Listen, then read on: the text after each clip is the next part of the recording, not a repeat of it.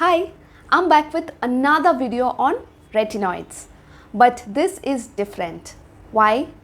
Okay, so there are a lot of retinol or retinoid myths flowing around, and I thought it might be a good idea to do a myth buster video. And important to note here, the knowledge that I'm going to share is what I have learned from the experts or dermatologists or from reading research papers or scientific journals. These informations are science backed and correct to the best of my knowledge. However, each skin type is different. So the best thing while doing skincare is to listen to your skin. Alright, myth number 1. Retinoids can thin your skin. No. Okay, firstly, retinoid is the umbrella term for different forms of vitamin A. For example, retinol, retinoin, retinaldehyde, they all come under retinoids. Okay, so what actually happens is when you initially start using a retinoid, your skin cells are dividing and renewing themselves at a faster rate. Your skin cells are hence shedding at a faster rate, and this might lead to a little bit of dryness and a little bit of peeling. You might also notice a bit of skin sensitivity or skin irritations initially when your skin is getting used to the retinoid. So probably this is the reason this misconception is here that retinoids thin your skin. But in reality, with long-term usage of a retinol or a retinoid, what happens is the deeper layer of your skin actually gets thicker, and also your overall skin cells function much better.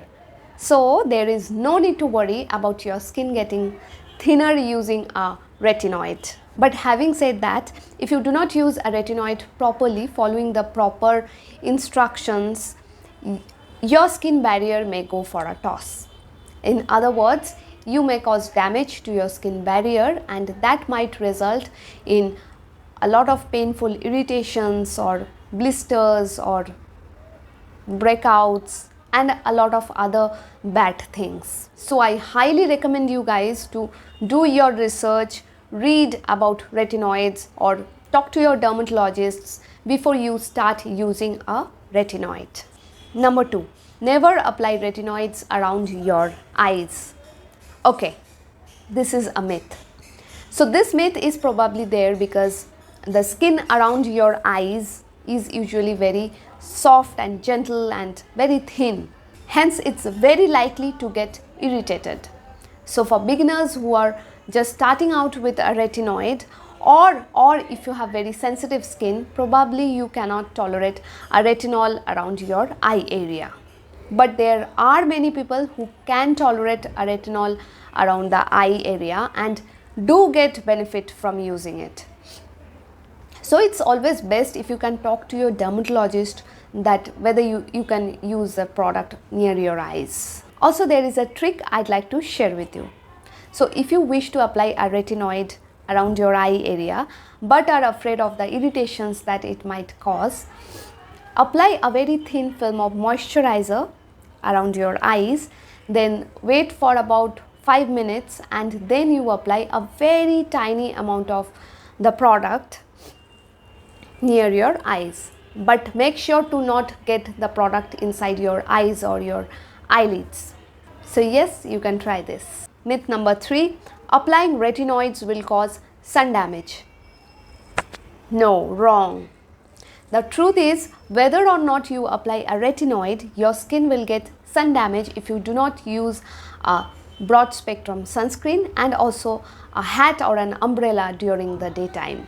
Now let's understand this myth. So some forms of retinoid are unstable under the sunlight. They themselves are unstable and sensitive to the sunlight, but they do not make you sensitive to the sunlight. What a retinoid does is, it increases the cell turnover rate. In other words, or in simple words, your skin cells are renewing themselves at a faster rate.